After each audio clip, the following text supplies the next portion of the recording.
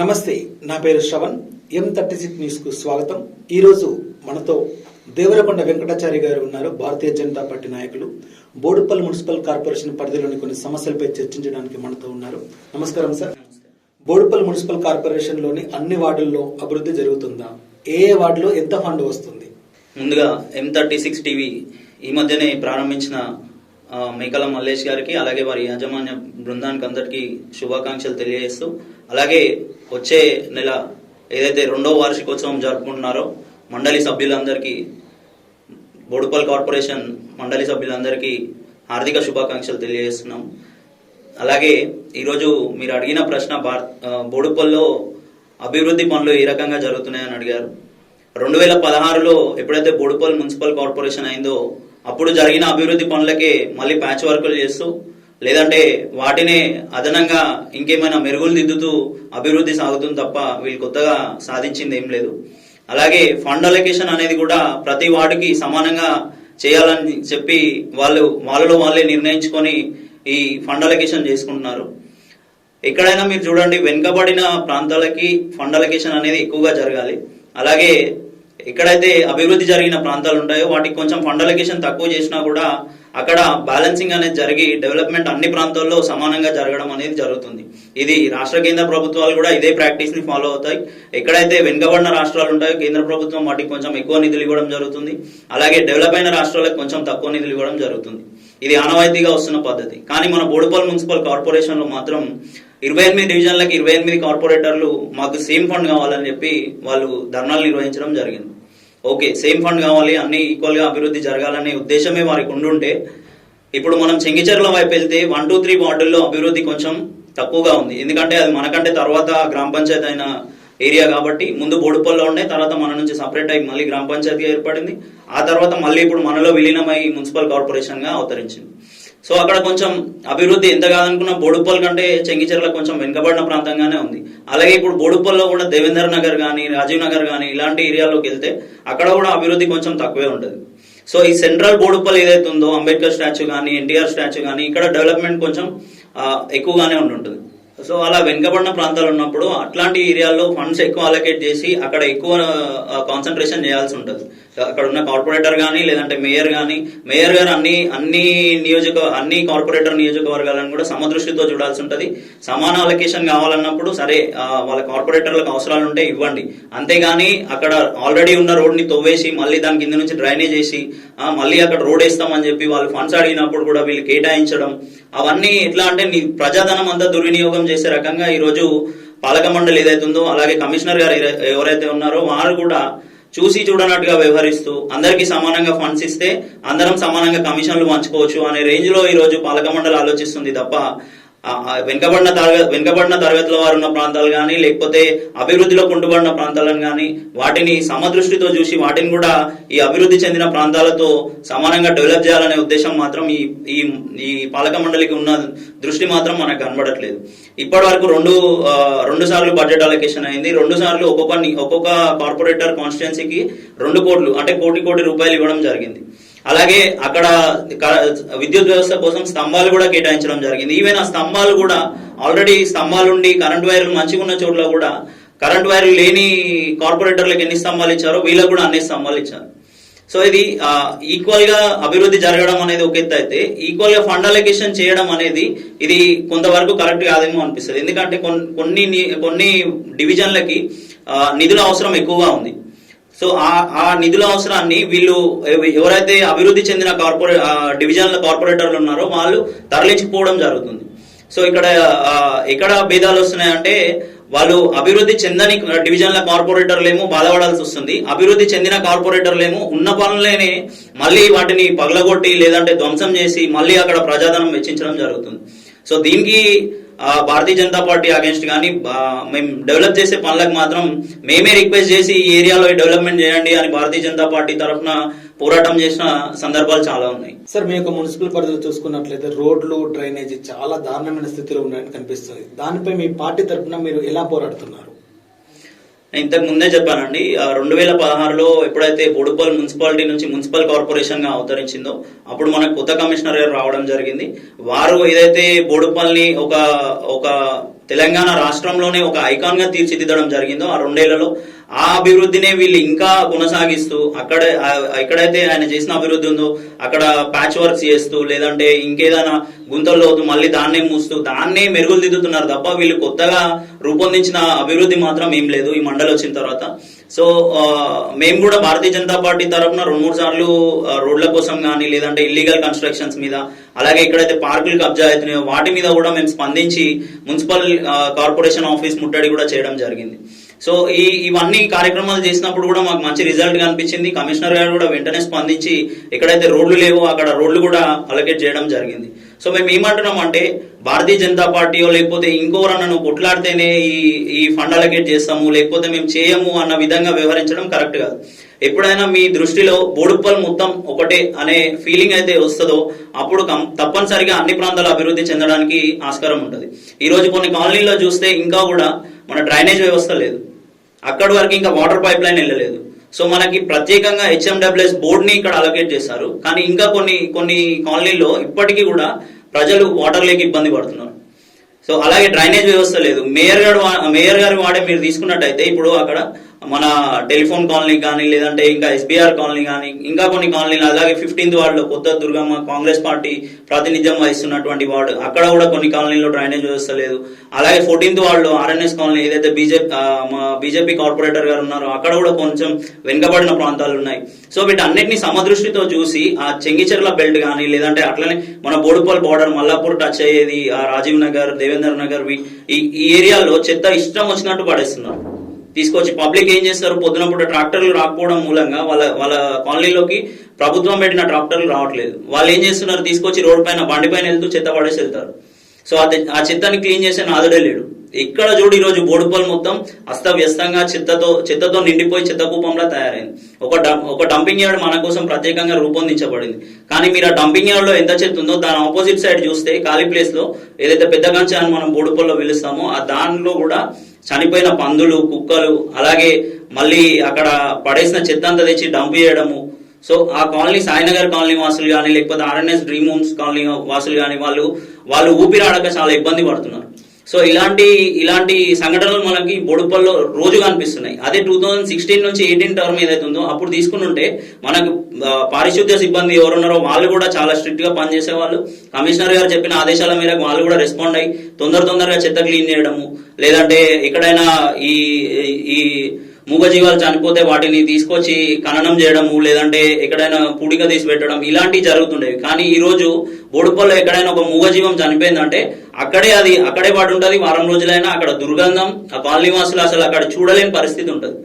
So ఈ విధంగా ఎందుకు తయారైంది వ్యవస్థ అంటే, ఏ కార్పొరేటర్ కానీ, మేయర్ కానీ, కమిషనర్ కానీ ప్రజల ఇబ్బందులు ఏవైతున్నాయో వాళ్ళు ఫోన్ చేసి చెప్పినప్పుడు కనీసం పట్టించుకొని ఇక్కడ ఇబ్బంది ఉంది సార్ అని చెప్పినప్పుడు వాళ్ళు రెస్పాండ్ అయ్యి ఉంటే ఈ రోజు బోడుప్పల్కి ఈ పరిస్థితి వచ్చేది కాదు. మీరు చూడండి, ఎక్కడైనా బోడుప్పల్ కాలనీలో తిరగండి, కాలనీ రోడ్ల మీద మొత్తం నీళ్లు ఉంటుంది, ఇంట్లోంచి వచ్చే నీరు, ఇంట్లో ట్యాంకులు నిండిపోయి ఓవర్ఫ్లో అయ్యి రోడ్ల మీదకి వస్తున్నాయి వాటర్. సో ఇది ఎవరు బాధ్యత వహించాలి? HMWS వాళ్ళకి టైమింగ్ లేదా అంటే వాటర్ వర్క్స్ సిబ్బంది ఎవరైతే ఉన్నారో వాళ్ళు ఈ టైం నుంచి ఈ టైంకి కాలనీకి నీళ్ళు వదులుతామని చెప్పి ముందే ప్రజలకు తెలియజేస్తే ఆ టైం నుంచి ఆ టైం వరకు పట్టుకోవడానికి ప్రజలు సిద్ధంగా ఉంటారు. కానీ వీళ్ళు రోజంతా ఒక 2-3 గంటలు నల్లబెట్టడం మూలంగా అవి ఏవైతే ట్యాంకులు ఉన్నాయో వాళ్ళ సంపులన్నీ నిండిపోయి రోడ్లపైకి నీళ్ళు వస్తున్నాయి. దాని ద్వారా రోడ్లు మొత్తం గుంతలమయమైపోయి ఈ రోజు పబ్లిక్ అదే ఏవైతే గుంతలైనాయో అక్కడే పబ్లిక్ ప్రమాదాలకు గురవడం జరుగుతుంది. దీని అందరికీ భారతీయ జనతా పార్టీ తరఫున మేము మొన్న కూడా ధర్నా చేసాం ద్వారకా నగర్ లో, అక్కడ రోడ్ వేశారు. మేము ఎక్కడ రెస్పాండ్ అయితే అక్కడ రోడ్ పడడము లేకపోతే ఇంకేదో జరుగుతుంది. అంతే తప్ప అధికారులు స్వచ్ఛందంగా వెళ్ళి అరే ఇక్కడ ప్రజలకు ప్రాబ్లం ఉంది ఇక్కడ తీరుద్దామనే ఆ తీరు మాత్రం బోడుప్పల్ మున్సిపల్ కార్పొరేషన్ లో కనబడట్లేదు. అంటే ఇప్పుడు మీరు అన్నట్టుగా ఇప్పుడు బోడుప్పల్ మున్సిపల్ కార్పొరేషన్ స్వచ్ఛ సర్వేక్షణ అవార్డు తెచ్చుకుంది, అయినప్పటికీ చెత్తా చెదారం ఎక్కడ చూసినా ఉంటుందని మీరే చెప్పారు. దానిపై మీరు ఎలా పోరాడుతున్నారు? మరి ఇంతకు ముందే మేము కమిషనర్ గారికి కానీ మేయర్ గారికి కానీ కంప్లైంట్లు ఇచ్చామండి. సో అండ్ సో ఏరియాలన్నీ డంపింగ్ యార్డ్ గా మారుతున్నాయని. నిన్న కూడా 12వ డివిజన్ గురించి మా బీజేపీ నాయకుడు ప్రేమ్ కుమార్ ఎక్కడైతే మన డంపింగ్ యార్డ్, చెత్త డంపింగ్ యార్డ్ అంటే అనాథరైజ్డ్ డంపింగ్ యార్డ్, అది దాన్ని ఒక ప్లాట్ ముందు ప్రజలు చెత్త పడేస్తూ దాన్ని ఒక డంపింగ్ యార్డ్ మాదిరిగా తీర్చిదిద్దుతున్నారు. అక్కడ కమిషనర్ గారు ఒక బోర్డు పెట్టి ఇది చెత్త డంపింగ్ యార్డ్ కాదు, మీ ఏరియాలోకి ట్రాక్టర్ వస్తుంది అని ఒక ధీమా వాళ్ళు ప్రజల్లో కల్పించగలిగితే ప్రజలు అక్కడ చెత్త పడేయరు. ఎందుకు పడేస్తారు? మా ఏరియాలో ట్రాక్టర్ రావట్లేదు. మేము చాలా మంది ప్రజలతో కాంటాక్ట్ అయినప్పుడు వాళ్ళు ఏం చెప్తున్నారంటే మా ఏరియాలోకి 6 నెలలు అవుతుంది, ఇప్పటికీ ట్రాక్టర్ రావట్లేదు, మేము ఎక్కడ వేయాలి చెత్త, మరి మేము ఇట్లా వేస్తారన్న కనీసం అధికారులు కళ్ళు తెరిచి మా ఏరియాలోకి ట్రాక్టర్ పంపిస్తారేమో చూద్దాం అనే విధంగా ప్రజలు కూడా వాళ్ళు అట్లా రెస్పాండ్ అయ్యి అక్కడక్కడ చెత్త డంపింగ్ యార్డులని వాళ్ళే స్వచ్ఛందంగా ఏర్పాటు చేయడం జరిగింది. సో వీటన్నింటినీ మీరు తీసేయాలంటే ఏం చేయాలి? మీరు ముందు ప్రణాళిక రచించి అక్కడ ట్రాక్టర్ పంపించడమా, లేకపోతే అక్కడ ఈ టైం నుంచి ఈ టైం వరకు మీకు ట్రాక్టర్స్ వస్తాయి, మీ ఇళ్లలో ఉన్న చెత్త తీసి దాంట్లో వేయండి అని చెప్పి మీరు కనుక పబ్లిక్ కి ఒక సూచన చేస్తే పబ్లిక్ కూడా దాని ప్రకారం నడుచుకుంటారు. ఇవాళ రేపు అందరు చదువుకున్న వాళ్ళే ఉన్నారు, చదువులేని వాళ్ళు కూడా ఆల్మోస్ట్ ఒక పద్ధతి ప్రకారం జీవనం సాగిస్తున్నారు తప్ప మీరు చేసే ఏవైతే ఈ చులకన భావంతో చూస్తున్నారో ఒక ఏరియాని దానికి రెస్పాన్స్ గా పబ్లిక్ అట్లా చేస్తున్నారు తప్ప మున్సిపల్ కార్పొరేషన్ ని పాడియాలను లేకపోతే అట్లా చేయట్లేదు. సో మేము కూడా పబ్లిక్ ని ఎడ్యుకేట్ చేయడం జరుగుతుంది ఈ విషయాల్లో. మీరు ఇలా చేయొద్దు, మీకు చెత్త డంపింగ్ యార్డ్ రాకపోతే, చెత్త ట్రాక్టర్ రాకపోతే మాకు చెప్పండి, మేము వెళ్ళి అధికారులను క్వశ్చన్ చేసి వచ్చేలా చేస్తాం తప్ప మీరు బోడుపల్ మొత్తాన్ని ఇలా పాడు చేయొద్దని ఇప్పటికే కొంతమందికి చెప్పడం జరిగింది. కొన్ని ఏరియాల్లో మేము ఆల్రెడీ ధర్నాలు కూడా నిర్వహించాం. సో ఒక కార్పొరేటర్ మొన్నటికి అక్కడ ఏం చేశాడంటే హిందూ దేవతల ఫోటోలు పెట్టాడు చెత్త వేయొద్దని. మనకి వార్డ్ ఆఫీసర్లు ఉన్నారు, కెమెరాలు ఉన్నాయి, మీరు పెట్టించిన కెమెరాలు ఉన్నాయి, ఎవరైతే చెత్త వేస్తున్నారో వాళ్ళ వెహికల్ నంబర్ ఉంటుంది, వెహికల్ నంబర్ త్రూ వాళ్ళ మీద ఫైన్ వేయండి. మీకు అంత చేతనైతే వాళ్ళకి ఫైన్ వేయండి. నెక్స్ట్ టైం నుంచి అక్కడ పబ్లిక్ చెత్త వేయరు. అంతే తప్ప మీరు హిందూ దేవతల ఫోటోలు పెట్టి అక్కడ వాళ్ళ హిందువుల మనోభావాలు దెబ్బతీసే విధంగా, కించపరిచే విధంగా చేస్తే మొన్న కూడా వెళ్ళి ధర్నా చేస్తే ఎంబడే ఆ కార్పొరేటర్ గారు వాయిస్ మెసేజ్ పంపించి ఇది నేను ఏర్పాటు చేసింది కాదు, మా వార్డ్ ఆఫీసర్ ఏర్పాటు చేశారు, అది దాన్ని వారు వివరణ ఇచ్చుకున్నారు. ఎవరైనా ఏర్పాటు చేయండి, దాని మీద బోడుపల్ మున్సిపల్ కమిషనర్ అని ఉంది, అంటే అది అధికారికంగా ఏర్పాటు చేసిన ఫ్లెక్స్. మళ్ళీ మేము వెళ్ళి ధర్నా చేసినాక ఎక్స్ప్లెనేషన్ ఇచ్చేటప్పుడేమో ఇది అధికార ఫ్లెక్స్ కాదు, మా వార్డ్ ఆఫీసర్ ఏర్పాటు చేశారని చెప్పారు. ఇవి 2-3 సార్లు జరిగాయి ఈ సంఘటనలు. జరిగినప్పుడు భారతీయ జనతా పార్టీగా మేము కూడా రెస్పాండ్ అయ్యాం. మీరు చెత్తని ఏదైతే నివారించాలనుకుంటున్నారో, ఆ ఏరియాలను సుందరంగా తీర్చిదిద్దాలనుకుంటున్నారో దానికి పరిష్కారం ఇది కాదు. మీరు ఫోటోలు పెట్టినంత మాత్రాన్ని ఇక్కడ చెత్త వేయకుండా ఎవరు ఉండరు. ఎందుకంటే ఈ కమ్యూనిటీ అనేది అన్ని మతాలకి అన్ని కులాలకు సంబంధించింది. ఇప్పుడు నా ఫోటో పెడితే నా మీద కోపం ఉన్నోడు వచ్చి అక్కడ చెత్త వేస్తాడు, నీ ఫోటో పెడితే నీ మీద కోపం ఉన్నోడు వచ్చి అక్కడ చెత్త వేస్తాడు. అంతే తప్ప ఆ సమస్య పూర్తిగా సమసిపోదు. సో ఆ సమస్య పూర్తిగా మనకు కనిపించకుండా ఉండాలంటే మీరు అక్కడ సెక్యూరిటీ ఏర్పాటు చేయండి, లేదా ఒక కెమెరా పెట్టండి, ఒకరిద్దరికి ఫైన్లు వేయండి. ఆ తర్వాత ఎవరు మీకు అక్కడ చెత్త వేయరు. ముందుగా మీరు ఫైన్లు వేసే కంటే ముందు మీరు చేయాల్సిన పని ఏంటంటే ప్రతి ఏరియాకి మన ట్రాక్టర్ వెళ్తుందా లేదా, ప్రతి ఏరియాకి మన చెత్త సేకరించే ఆటో వెళ్తుందా లేదా, ఇవన్నీ అంశాలను మీరు పరిగణలోకి తీసుకున్న తర్వాత ఆ తర్వాత ప్రజలు వినకపోతే అప్పుడు మీరు శిక్షించాలి. అంతే తప్ప మేము ప్లాస్టిక్ కవర్లు వాడితే మేము ఫైన్ వేస్తాం అంటున్నారు. ఓకే, బాగానే ఉంది, ప్లాస్టిక్ కవర్లు వాడితే ఫైన్ వేయండి, బట్ దానికి మీరు ఆల్టర్నేట్ చూపించాలి కదా. ముందు షాప్ వాడు ప్లాస్టిక్ కవర్ ఇస్తున్నాడు, అక్కడికి వెళ్ళినప్పుడు వాడు ఇవ్వకుండా వాడు జూట్ బ్యాగ్ ఇచ్చేలాగా చూడండి. అదొక ఎలిమినేషన్ ఆఫ్ ప్లాస్టిక్ కవర్స్ కి అదొక మార్గంగా ఉంటది. అలాగే చెత్త ఆటో, నీకు మా ఇంటి వరకు చెత్త వస్తే నేను అక్కడ చెత్త పడేయాల్సిన అవసరం నాకేముంటది. సో చెత్త ఆటో వచ్చేలాగా చూడండి. సో ఇలాంటి సమస్యలని రూట్ నుంచి తీసేయాలి మీరు తప్ప మీరు ఏదో పైన పర్యవేక్షిస్తున్నాం అని చెప్పి ప్రజలను ఇబ్బందులకు గురి చేస్తే మాత్రం భారతీయ జనతా పార్టీగా మేము ఏ రోజు ఇప్పటికే మా యుద్ధం మొదలైంది. చాలా ఏరియాల్లో రోడ్ల గురించి, డ్రైనేజ్ల గురించి, మొన్ననే చెంగిచెర్రలో ఒక పార్క్ కూడా కబ్జా చేస్తున్నారని చెప్పి మా ప్రధాన కార్యదర్శి ఇర్పుల మహేష్ గారి ఆధ్వర్యంలో, అలాగే మా భారతీయ జనతా పార్టీ అధ్యక్షులు గోనె శ్రీనివాస్ గారి ఆధ్వర్యంలో కూడా ఆ పార్కును కాపాడవలసిందిగా మేము వెళ్ళి కమిషనర్ గారికి రిప్రజెంటేషన్ ఇచ్చాం. సో అక్కడ చర్యలు ప్రారంభమయ్యాయి. సో ప్రజలు కూడా మా దృష్టికి సమస్యలు తెచ్చిన వెంటనే మేము కూడా రెస్పాండ్ అయ్యి కమిషనర్ గారికి కానీ మేయర్ గారికి కానీ చెప్పడం జరుగుతుంది. సో ఇప్పుడు బోడుపల్లో బీజేపీ కూడా ఒక స్ట్రాంగ్ అపోజిషన్ గా ఎమర్జ్ అయింది. కానీ ఇక్కడ మాట్లాడాల్సిన కాంగ్రెస్ నాయకులు ఏమైనారంటే 7 మంది కార్పొరేటర్లు గెలిచారు, అందులోంచి ఒకరు వెళ్ళిపోయినా ఇంకా 6 మంది కార్పొరేటర్లు ఉన్నారు. వాళ్ళు ప్రధాన ప్రతిపక్షం. ఈరోజు వాళ్ళకు ఒక ఎంపీ ఉన్నాడు, ఇక్కడ ఈ స్థానం నుంచి గెలిచిన ఎంపీ ఉన్నారు. ఆయన ప్రశ్నించే గొంతునని చెప్పాడు, ఆయన గొంతు మూవపోయింది. ఈరోజు ఆయన ఎంతసేపు పార్టీ డెవలప్మెంట్ మీద ఆలోచిస్తున్నారు తప్ప బోడుపల్లో గ్రంథాలయం కడతాం, జూనియర్ కళాశాల కడతాం, ప్రభుత్వ ఆసుపత్రి కడతామని మల్లారెడ్డి గారు చెప్పారు, ఎంపీ రేవంత్ రెడ్డి గారు కూడా చెప్పారు గెలిచిన వెంటనే కడతామని. ఇప్పటి వరకు దానికి సంబంధించిన ఒక ఆచరణ కానీ ఒక కార్యాచరణ కానీ ఇప్పటి వరకు అది రూపొందించబడలేదు. ఇప్పుడు మల్లారెడ్డి గారు అంటే అధికారంలో ఉన్నారు కాబట్టి ఆయన పట్టించుకోవట్లేదు అంటే ఓకే, ఆయన పట్టించుకోవట్లేదు కాబట్టి అడగాల్సింది ఎవరు? ప్రతిపక్షం అడగాలి. ప్రధాన ప్రతిపక్షం కాంగ్రెస్ ఉంది ఇక్కడ. సో కార్పొరేటర్లు ఎవరి డైరెక్షన్ లో పనిచేస్తారు? ఎంపీ రేవంత్ రెడ్డి గారి డైరెక్షన్ లో పనిచేస్తారు. మరి ఎంపీ గారు ఏం చేస్తున్నారు? ఎంపీ గారు చెప్పి మీరు ఇట్లా ఏదైతే మండలి మీటింగ్ అవుతుందో దాంట్లో మీరు అందరు కింద కూర్చొని ధర్నా చేయండి, లేదంటే మున్సిపల్ ఆఫీస్ ముట్టడి చేయండి, అధికారులను నిలువరించండి అని చెప్తే తప్పకుండా కాంగ్రెస్ కార్పొరేటర్లు కూడా వారి డైరెక్షన్ ప్రకారం పనిచేసే ఆస్కారం ఉంటుంది. కానీ ఈరోజు డైరెక్షన్ ఇవ్వాల్సిన ఎంపీ గారు అసలు నియోజకవర్గానికి రాకుండా ఆయన రాష్ట్రం మొత్తం తిరుగుతూ ఈ నియోజకవర్గాన్ని గాలికి వదిలేశారు. పర్సనల్గా మేము వెళ్ళి అడిగాం భారతీయ జనతా పార్టీగా, అలాగే ఇక్కడ ఉన్న యూత్ని కొంతమందిని తీసుకెళ్ళి, సార్ మీరు మా ఏరియాకి ఎంపీ గెలిచారు, మాకు ఇవి ప్రామిస్ చేశారు మీరు, సో అవి మీరు డెలివర్ చేయాల్సిందే అంటే ఆయన మేము ఇచ్చిన రిప్రజెంటేషన్ తీసుకున్నారు, ఆ లెటర్స్ తీసుకున్నారు. నేను ఒక 6 నెలల్లో మీకు లైబ్రరీ వచ్చే విధంగా చూస్తా అన్నారు. 6 నెలలు అయిపోయింది, 2 సంవత్సరాలు అవుతుంది ఇప్పటికి. వారు గెలిచి కూడా ఆల్మోస్ట్ 1.5 year కంటే ఎక్కువ అయింది. ఇప్పటి వరకు ఒక్కోసారి వచ్చింది లేదు, ఇక్కడ ఒక రివ్యూ మీటింగ్ కండక్ట్ చేసింది లేదు. అధికారులని కనీసం మీరు దీనికి ఏమన్నా కార్యాచరణ రూపొందించారా అని కూడా రేవంత్ రెడ్డి గారు ఇప్పటి వరకు ఒక మండలి మీటింగ్ అటెండ్ అయ్యి ఆయన అడిగింది లేదు. సో ఇక్కడ పనులు ఎట్లా జరుగుతాయి? పాలకపక్షం ఏమో మొత్తం కమిషన్లకి దానికి అలవాటు పడిపోయి వారు ఎంతసేపు బొడుపల్ని ఒక ఆదాయ వనరు, అంటే ఇక్కడ ఇల్లీగల్ కన్స్ట్రక్షన్ అవుతుంటే అక్కడ పోయి పైసలు వసూలు చేయాలి, అక్కడ ఏదైనా పార్క్ ఉంటే దాన్ని కబ్జా చేయాలి, పోనీ ఏదైనా ఇద్దరికి ఇష్యూ వచ్చిందంటే సెటిల్మెంట్ చేయాలి, డబ్బులు తీసుకోవాలి. సో దీని మీద మల్లారెడ్డి గారు కానీ వారి పార్టీ కానీ దృష్టి పెట్టినప్పుడు నిలువరించాల్సిన కాంగ్రెస్ పార్టీ ఎందుకు మూగబోతుంది? అంటే బోడుప్పల్లో కాంగ్రెస్ పార్టీ టీఆర్ఎస్ పార్టీ చెట్టాపట్టాలు వేసుకొని తిరుగుతూ ప్రజలను గాలికి వదిలేయడం జరిగింది. సో భారతీయ జనతా పార్టీగా దీన్ని తీవ్రంగా ఖండిస్తున్నాం. తప్పకుండా మేమైతే ప్రజల తరఫున పోరాటాలు చేస్తాం. ప్రజలకు రావాల్సిన మౌలిక వసతులు కానీ, లేకపోతే రోడ్లు, డ్రైనేజీలు, ఇంకా ఏ ఇష్యూలు నా ప్రజలకు సంబంధించినవి మా అధ్యక్షుడు గోనె శ్రీనివాస్ గారి ఆధ్వర్యంలో కానీ, లేదంటే మా పార్టీ నాయకులు ఎవరికి చెప్పినా కూడా ప్రజలు వచ్చి ఒకసారి మాకు చెప్తే తప్పకుండా దానికి కార్యాచరణ రూపొందించి ప్రజల పక్షాన పోరాడడానికి ఈరోజు బోడుపల్ల భారతీయ జనతా పార్టీ మాత్రం సిద్ధంగా ఉంది. ఓకే అండి, ఇప్పుడు కేసీఆర్ గారు పెట్టేటువంటి మేనిఫెస్టోలో మండలానికి ఒక ఆసుపత్రి అన్నారు, మరి మీ మండలానికి ఆసుపత్రి వచ్చిందా? యాజ్ అ రిపోర్టర్గా మాకంటే ఎక్కువ మీకే అవగాహన ఉంటుంది రాష్ట్రంలో ఏం జరుగుతుందనే విషయం. ఓన్లీ మా మండలమే కాదు, కేసీఆర్ గారు మేనిఫెస్టోలో పెట్టిన రకంగా ఏ మండలానికి కూడా హాస్పిటల్ రాలేదు. అలాగే మా మండలానికి ఎక్స్ట్రాగా మల్లారెడ్డి గారు ఏం ప్రామిస్ చేశారంటే మీ మండలానికి కంపల్సరీ ఒక జూనియర్ అండ్ డిగ్రీ కాలేజ్ కళాశాల ఏదైతే ఉందో దాన్ని శాంక్షన్ చేపిస్తా అన్నారు. అలాగే 100 bedded హాస్పిటల్ కూడా ఒకటి కట్టిస్తామని హామీ ఇచ్చారు ఎలక్షన్ టైంలో. అయితే అది ఇప్పటి వరకు 2 సంవత్సరాలు అవుతుంది. ఆల్మోస్ట్ వాళ్ళు 2 సంవత్సరాలు మొన్న December 3rd అయిపోయింది. సో వాళ్ళు గెలిచి 2 సంవత్సరాలు అయిపోయినప్పటికీ కూడా సరే కట్టలేదు, ఓకే, కనీసం దానికి సంబంధించిన ఒక స్థలం కూడా కేటాయించలేదు ఇప్పటి వరకు.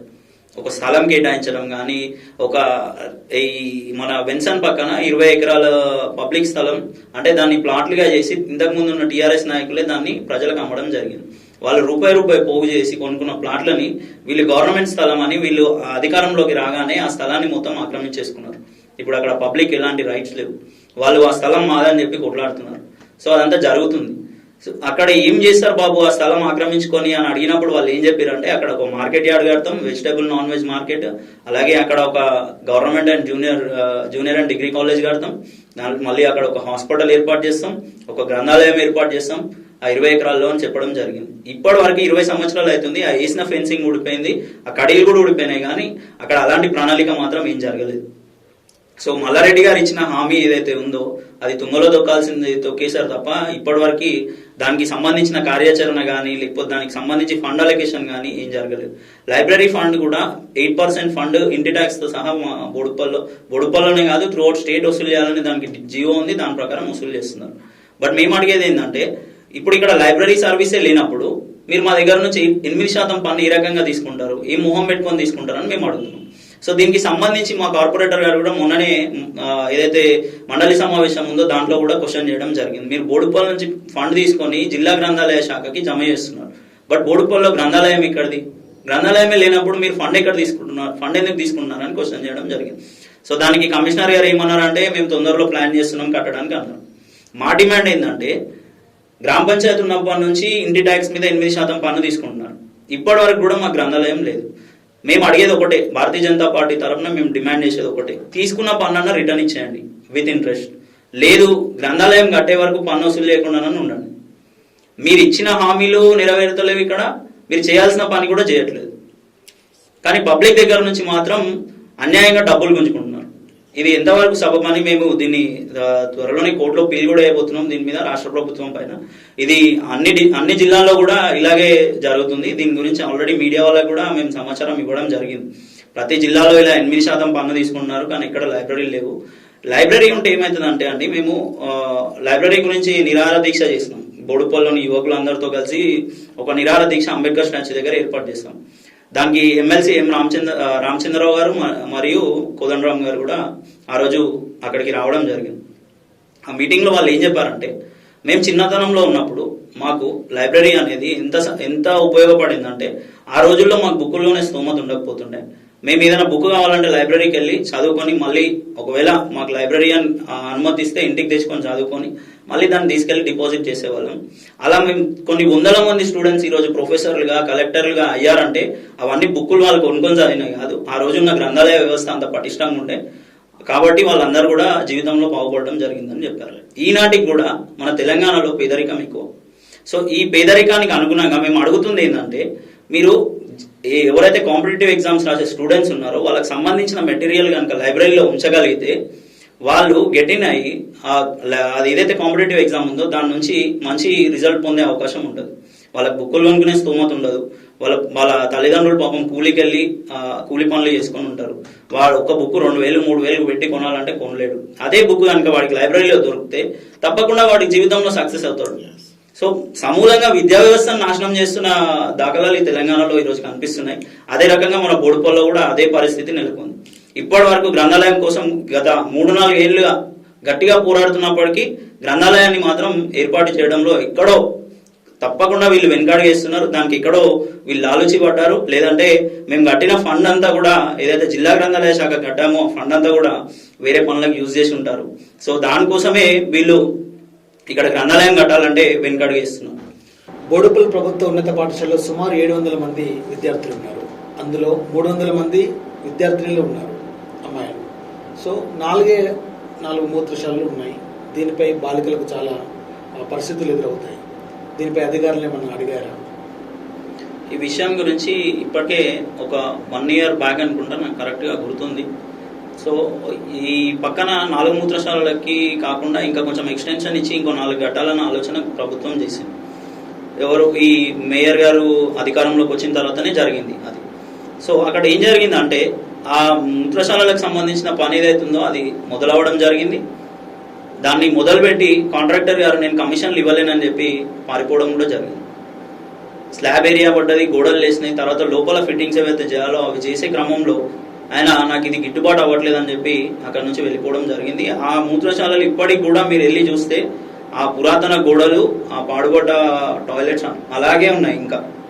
సో మీరు ఇప్పుడు వెళ్ళి స్కూల్లో పరిశీలించవచ్చు వాటిని. ఆ ఇరిగిపోయిన డోర్లు, ఆ లోపలంతా చెత్త వేసి అలా ఉంది. మేము ఒకరోజు స్కూల్కి వెళ్ళినప్పుడు మామూలుగా సార్ని, హెడ్ మాస్టర్ గారిని అడిగాం, సార్ ఏంది ఆ మూలకు అంత చెత్తగా అనిపిస్తుంది, అది మీరేం క్లీన్ చేయించట్లేదా సిబ్బందితో అంటే, అదంతా చెత్త కాదు, మా స్కూల్లో ఉన్న వేస్ట్ అంతా తీసుకెళ్ళి అక్కడ డంప్ చేస్తున్నారు, అది యాక్చువల్గా టాయిలెట్స్ కడదామని ప్లాన్ చేశారు అని. మరి ఏమైంది సార్, ఎందుకు వెళ్ళిపోయారు కాంట్రాక్టర్ అని అడిగితే ఆయన దగ్గర సమాధానం లేదు. ఆ విషయాలన్నీ మాకు తెలియవండి, మేము రోజు స్కూల్కి వచ్చి వెళ్ళేవాళ్ళం, ఏదో విద్యార్థులకు పాఠాలు చెప్పేవాళ్ళం అన్నారు. దాని గురించి ఎంక్వైరీ చేసినప్పుడు మాకు తెలిసింది ఏంటంటే, కాంట్రాక్టర్ని భయపెట్టించారు కమిషన్లు ఇవ్వమని. సో ఆయన నేను పనులు చేయనని చెప్పి వెళ్ళిపోయారు. వెళ్ళిపోయిన తర్వాత దానికి సొల్యూషన్గా మేము కూడా ప్రిన్సిపల్ గారికి చెప్పాము ఏంటంటే, ఒక ఎన్జిఓతో మాట్లాడి ఒక 3 లక్షల వరకు తెచ్చి, సార్ మేము దాన్ని కంప్లీట్ చేస్తాం, మాకు అవకాశం ఇవ్వండి, మేము కంప్లీట్ చేస్తాం, ప్రభుత్వం నుండి ఎలాంటి నిధులు కూడా అడగము అని మాకు అవకాశం ఇవ్వండి అని అడిగినప్పుడు ప్రిన్సిపల్ గారు నేను ఆ విషయంలో నిర్ణయం తీసుకోలేను, నేను డిఓ గారిని అడిగి చెప్తాను అన్నారు. సరే అడిగాను సార్ అన్నాం. అడిగారు, డిఓ గారు వద్దన్నారు. అది ఇప్పటికీ అలాగే ఉంది. మేము డబ్బులు పెట్టి కట్టిస్తామన్నా కూడా వాళ్ళు మాకు పర్మిషన్ ఇవ్వట్లేదు. పోనీ వాళ్ళన్నా కడుతున్నారా ప్రభుత్వ నిధులతో అంటే అది కూడా జరగట్లేదు. 4 మూత్రశాలలు మీరు వెళ్ళి కనుక చూస్తే ఇంటర్వెల్లో కానీ లంచ్ టైంలో కానీ అమ్మాయిలందరూ లైన్లో నిల్చొని ఉంటారు. ఇంత డెవలప్ అయిన మున్సిపల్ కార్పొరేషన్, తెలంగాణ రాష్ట్రానికి ఒక తలమానికంగా ఉన్న మున్సిపల్ కార్పొరేషన్, 2016లోనే 2 స్కోచ్ అవార్డులు పొందిన ఈ మున్సిపల్ కార్పొరేషన్లో ప్రభుత్వ పాఠశాల పరిస్థితి ఎంత అధ్వానంగా ఉందంటే ఇప్పటికీ పిల్లలు లైన్లో నిలబడుతున్నారు టాయిలెట్స్ కోసం. అది ఇంత నగరానికి ఆనుకొని ఉన్న మున్సిపల్ కార్పొరేషన్, ఈ జిహెచ్ఎంసీతో ఈక్వల్ గా డెవలప్ అవుతున్న ఈ మున్సిపల్ కార్పొరేషన్ లో ఇలాంటి పరిస్థితి విద్యార్థులకు ఉంది. సో దీనిపై మేము క్వశ్చన్ చేసి మేము అడిగినాం సార్, కమిషనర్ గారికి కూడా రిప్రజెంటేషన్ ఇచ్చామండి. దీన్ని ఆ ఫొటోస్ అన్ని తీసుకెళ్లి, సార్ ఇది పరిస్థితి స్కూల్లో ఎట్లుంది, మీరు దీన్ని ఏం పట్టించుకోవట్లేదా అంటే 2 రోజులకి ఒక ఆఫీసర్ని పంపించి విజిట్ చేస్తారు. 2 రోజుల తర్వాత విజిట్ చేసినాక ఆఫీసర్ వెళ్ళి ఏం రిపోర్ట్ ఇచ్చారో ఏందో తెలియదు, కానీ ఇప్పటి వరకు కూడా పనులు స్టార్ట్ అవ్వలేదు. మాకేమో 2 రోజుల్లో పనులు స్టార్ట్ చేసి 1 వీక్ లో కంప్లీట్ చేస్తాం టాయిలెట్స్ అని చెప్పి మాకు ఇవ్వడం జరిగింది. సో దీని మీద ఇప్పటికీ అనేక సార్లు మేము ప్రిన్సిపల్ గారిని కూడా వారితో కూడా మేము రిక్వెస్ట్ చేయడం జరిగింది. ఇప్పటికి కూడా అడుగుతున్నాం, మాకు ఛాన్స్ ఉంటే ఇప్పియండి. ఇప్పటికి కూడా డోనర్స్ రెడీగా ఉన్నారు. సో మీ M36 టీవీ స్టూడియోలో చెప్తున్నాం, ఇప్పటికి కూడా డోనర్స్ రెడీగా ఉన్నారు. ఆ టాయిలెట్స్ కంప్లీట్ చేయించే బాధ్యత మాది, మీరు ఇవ్వండి. కాకపోతే మాకు సమాధానం చెప్పాల్సింది ఒకటే, మీరు ప్రజలకు సమాధానం చెప్పాల్సింది, ఇప్పటి వరకు జరిగిన పనులకి ఆ బాత్రూమ్ పనులకి మీరు కాంట్రాక్టర్ని ఎందుకు అక్కడ నుంచి పంపించేశారు? మీ కమిషన్లలో గిట్టుబాటు అవ్వట్లేదా? లేకపోతే ఆఫీసర్లకు కమిషన్లు అందలేదా? లేకపోతే ప్రజాప్రతినిధులకు కమిషన్లు అందలేదా? ఎందుకు అక్కడ నుంచి కాంట్రాక్టర్ వెళ్ళిపోవడం జరిగింది? అది మీరు ప్రజలకు ఎక్స్ప్లెనేషన్ ఇవ్వాలి. అలాగే ఈ పాఠశాలల వ్యవస్థ ఏదైతుందో దీనికి ప్రతి సంవత్సరం నేను నా సొంతంగా బుక్స్ డిస్ట్రిబ్యూషన్ చేయడం జరుగుతుంది. సో ఏవైతే ఇవి ఉన్నాయో ఇప్పుడు లంచ్ చేయడానికి పిల్లలు కింద కూర్చొని తినడం జరుగుతుంది. సో అక్కడ మాకు తెలిసిన ఒక NGO ప్రశాంత్ గారు అని ఉంటే వారితోని సార్ గారితో మాట్లాడి ఆ బెంచెస్ అలాంటి ఏర్పాటు చేయడం జరిగింది పర్మనెంట్ గా సొల్యూషన్ గా. సో ఇలాంటి కొన్ని అభివృద్ధి కార్యక్రమాలు స్కూల్ కోసం మేము ఆల్రెడీ చేస్తున్నాము, ఇంకా కూడా చేస్తామని చెప్తున్నాం. బట్ వాళ్ళు మాకు అవకాశం ఇవ్వరు. ఎందుకంటే వాళ్ళు స్కూల్ కి పింక్ కలర్ వేస్తారు. ఒకసారి స్కూల్ కి పింక్ కలర్ వేస్తే నేను వెళ్ళి క్వశ్చన్ చేసిన, ఇది మీ సొంత ఇల్లు కాదు, లేకపోతే మీ పార్టీ ఆఫీస్ కాదు, ఇక్కడికి పిల్లలు చదువుకోవడానికి వస్తారు. ఇప్పటి వరకు ఎప్పుడు ప్రభుత్వ పాఠశాల చరిత్రలో నేను చదివింది కూడా అదే పాఠశాల. మేము ఉన్నప్పుడు కాకి కలర్ ఉంటుండే, లేదంటే గుడ్డు నీలం కలర్ ఉంటుండే స్కూల్ కలర్. కానీ వీళ్ళు వచ్చాక ఊర్లో రాజకీయాలు ఆరంభించి స్కూల్ కి కూడా పింక్ కలర్ వేసి స్కూల్ బోర్డు కూడా మొత్తం పింక్ కలర్ లో పెట్టారండి. ఆ బోర్డుని ఇప్పుడే తీసేపించాం, DO గారికి లెటర్ రాసి ఆ స్కూల్ పింక్ కలర్ ని కూడా కలర్ చేంజ్ చేసే విధంగా ప్రయత్నం చేశాం. ఎందుకంటే వీళ్ళు చేసిన ప్రతి పని మేమే చేశాము, మాకు ఎవరు అడ్డు లేరు అని చెప్పుకునే రీతిలో ఈ TRS పార్టీ వ్యవహరిస్తుంది ఈరోజు బోడుప్పల్లో. దానికి తప్పకుండా మేము సమాధానంగా మేము ఎక్కడ కొట్లాడాలో అక్కడ కొట్లాడుతూనే ఉన్నాం, ప్రజలకు అందాల్సిన వసతులను అందిస్తూనే ఉన్నాం. ఎట్ ద సేమ్ టైం మీరు ఇలాగే అభివృద్ధి ఆటంకాలు సృష్టిస్తే మాత్రం తప్పకుండా ఇంతకు ముందే చెప్పాం, మీకు ప్రజా తిరుగుబాటుతోనే మిమ్మల్ని అడ్డుకుంటాం. అది కమిషనర్ గారు కావచ్చు, మేయర్ గారు కావచ్చు, కార్పొరేటర్లు కూడా కావచ్చు. భారతీయ జనతా పార్టీ మండలిలో కూడా మాకున్నది 2 కార్పొరేటర్లు అయినప్పటికీ కూడా చాలా గట్టిగా కొట్లాడుతుంది. రాచెరువు గురించి కొట్లాడాము, అలాగే స్కూల్ గురించి కొట్లాడాము, పార్కుల గురించి కొట్లాడాము, డ్రైనేజ్లు, రోడ్ల గురించి కూడా కొట్లాడాము. ఇంకా వ్యవస్థలో ఏ లోపాలున్నా దాని మీద కొట్లాడడానికి భారతీయ జనతా పార్టీగా మేము రెడీగా ఉన్నాం. పబ్లిక్ కూడా ఈ మధ్య మమ్మల్ని విశ్వసించడం మొదలు పెట్టారు. సో వాళ్ళకి మేము అండగా నిలుస్తున్నాం. వాళ్ళు కూడా మా వద్దకు వచ్చి వాళ్ళకున్న ప్రాబ్లమ్స్ చెప్పుకొని ప్రాబ్లమ్స్ ని రిజల్యూషన్ తీసుకొస్తున్నారు. సో వీటన్నిటికీ కూడా ప్రజలకు కూడా మరొకసారి ధన్యవాదాలు తెలియజేస్తూ, అలాగే అధికారులు కూడా సకాలంలో రెస్పాండ్ అయ్యి ఈ రోడ్లు, డ్రైనేజ్ వ్యవస్థలు ఏవైతున్నాయో వీటిపైన ఇప్పటికి కూడా ఇంకా కూడా నిర్లిప్తత నెలకొంది. కాబట్టి వీటిని దూరం చేసి ప్రజలని కాపాడే విధంగా చర్యలు చేపట్టాలని ఈ సందర్భంగా వారిని కూడా కోరుతున్నాం. ఎవరైతే ప్రజాప్రతినిధులు ఉన్నారో మీరు కూడా కొంచెం ప్రజలకి అనుకువగా మెలుగుతే, అంటే మేము గెలిచాము మాకు ఒకరు చెప్పడం ఏంది అనే విధంగా కాకుండా మీరు కూడా ప్రజల్లో తిరుగుతూ ప్రజల సమస్యలు ఏమున్నాయో పట్టించుకొని వాటికి కావాల్సిన ఫండ్ అలొకేషన్ ఎంత ఉందో అంత చేసి వాటి పనులను త్వరితగతిన పూర్తి చేస్తే బోడుప్పల్ ఇంతకు ముందు ఎలా ఉండేనో మళ్ళీ ఆ స్థితికి వస్తుంది తప్ప మీరు ఇలానే నిర్లక్ష్యం వహిస్తూ చెత్త ఎక్కడ పడ్డా మాకు ప్రాబ్లం లేదు, రోడ్లు ఎలా అయిపోయినా మాకు సంబంధం లేదు, ఇల్లీగల్ కన్స్ట్రక్షన్స్ దగ్గరకు వసూలు చేస్తున్నామా లేదా, పార్కులను కబ్జా చేస్తున్నామా లేదా అనే విధంగా వ్యవహరిస్తే మాత్రం మిమ్మల్ని తప్పకుండా ప్రజా తిరుగుబాటుతోనే మిమ్మల్ని ఎదుర్కొంటాం. తప్పకుండా భారతీయ జనతా పార్టీ అధికారంలోకి వచ్చిన తర్వాత కంపల్సరీ మీరు అందరూ కూడా దానికి తగిన శిక్ష అనుభవించాల్సి ఉంటుందని ఈ సందర్భంగా తెలియజేస్తాం. Thank you. చూశారు కదండి, ఇది బోడుప్పల్ మున్సిపల్ పరిధిలో ఉన్నటువంటి సమస్యలు. దానిపై దేవరకొండ వెంకటాచారి గారు మరి అధికారులను ఏ విధంగా అడగాలో, ఎలా పోరాటం చేశాడో మనం చూసాము. మా M36 ఛానల్ ద్వారా కూడా అధికారులు ఇప్పటికైనా పరిష్కరించి అభివృద్ధి బాటలో నడవాలని కోరుకుంటున్నాను. ఓవర్ ద స్టూడియో, నా పేరు శ్రవణ్. Thank you.